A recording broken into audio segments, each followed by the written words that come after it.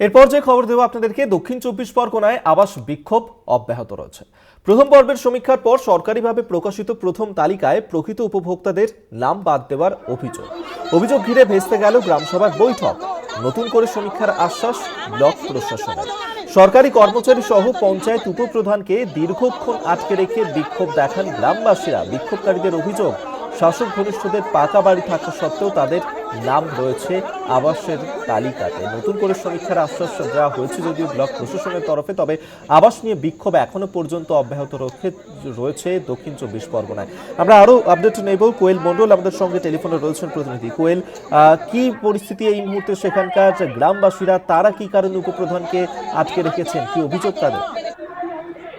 একদমই অভিক, দেখো ইতিমধ্যেই কিন্তু রাজ্য জুড়ে আবাস প্লাস বাংলার যে আবাস প্লাস প্রকল্প তার প্রথম দফায় যে সমীক্ষা, সেই সমীক্ষা শেষ হয়েছে। প্রত্যেকটি ব্লক অফিস এবং পঞ্চায়েত কার্যালয়ে সেখানে কিন্তু প্রথম দফা সমীক্ষার পর যারা এই ঘর পাওয়ার ক্ষেত্রে সম্ভাব্য যোগ্য এবং যারা ঘর পাওয়ার ক্ষেত্রে সম্ভাব্য অযোগ্য বা যাদের নাম বাদ যেতে পারে, এরকম তালিকাও কিন্তু একেবারে জনসম্মুখে প্রকাশ করা হয়েছে। তবে একেবারেই কিন্তু সরকারি নির্দেশ অনুযায়ী এই সম্ভাব্য যোগ্যদের যে তালিকা, সেই তালিকা ধরেই কিন্তু ঘর পাওয়ার ক্ষেত্রে প্রত্যেক উপভোক্তার নাম সেখানে কিন্তু প্রকাশ করার কথা ছিল গ্রামসভা ডেকে, এবং সেই নামগুলোকে অনুমোদন করার কথা ছিল। সেই রকমই দক্ষিণ চব্বিশ পরগনার নামখানা ব্লকের যে নামখানা গ্রাম পঞ্চায়েত, সেখানেই গতকাল দুপুর 2টোর সময় গ্রামসভা ডাকা হয় আবাস প্লাস প্রকল্পকে ঘিরে। সেখানে প্রায় 2400 কাছাকাছি যে সার্ভে লিস্ট এই পঞ্চায়েত এলাকায়, সেই সার্ভে লিস্টে সেখানে দেখা যায় 1661 জনের নাম, সেই নাম কিন্তু সম্ভাব্য যোগ্য, সেরকম একটা তালিকা প্রকাশ করা হয় গ্রামসভায়, এবং 606 জনের নাম তাদেরকে বাতিল তালিকায় কিন্তু সেই নাম প্রকাশ হয়। সেই ক্ষেত্রেই কিন্তু এই যে আবাসের তালিকা প্রকাশকে কেন্দ্র করে মূলত বিক্ষোভ দেখায় সাধারণ ভোটাররা, সাধারণ মানুষরা এই পঞ্চায়েত এলাকায়।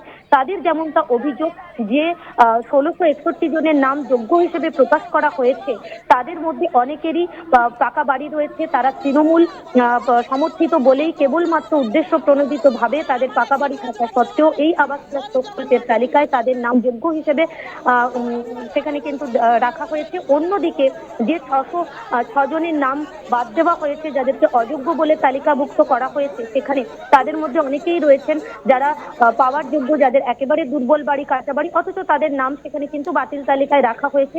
এখানেই কিন্তু অভিযোগকারী বা বিক্ষোভকারীদের যেমনটা অভিযোগ যে কেবলমাত্র উদ্দেশ্য প্রণোদিত ভাবে বঞ্চিতদের নাম তালিকা থেকে বাদ দেওয়া হয়েছে, তাদের নাম বাতিল তালিকায় রেখে তৃণমূল সমর্থকদের বেছে বেছে পাকা বাড়ি থাকা সত্ত্বেও তাদের নাম তালিকাভুক্ত করা হয়।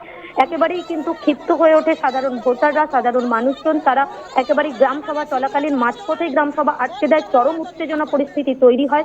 পঞ্চায়েতের উপপ্রধান, ব্লক অফিসের আধিকারিকদের দীর্ঘক্ষণ আটকে রেখে চলে বচসা, তুমুল বচসা চলে। ঘটনাস্থলে নামখানা থানার পুলিশ পৌঁছয়। তারপরেই কিন্তু তারা যেমনটা দাবি জানায় যে যোগ্য তালিকা এবং অযোগ্য তালিকা সম্পূর্ণভাবে নতুনভাবে সমীক্ষা করতে হবে। সেখানে যাদের নাম যোগ্য হিসেবে গণনা করা হয়েছে, তাদের মধ্যে যাদের পাকা বাড়ি রয়েছে, সেই নাম পুনরায় সার্ভের মাধ্যমে কেটে ফেলতে হবে, এবং অযোগ্য তালিকায় যাদের নাম রয়েছে তাদের অনেকেই পাওয়ার যোগ্য, তাদের নাম পুনরায় যোগ্য তালিকায় তালিকাভুক্ত করতে হবে। অর্থাৎ এই সমস্ত দাবি দেওয়া এই মুহূর্তে গ্রামের মানুষজন তারা তুলছেন, আবাস দুর্নীতি নিয়ে সরব হয়েছেন, তারা বিক্ষোভ দেখাচ্ছেন। আপাতত ধন্যবাদ। কোয়েল মন্ডল আমাদের সঙ্গে টেলিফোনে ছিলেন প্রতিনিধি।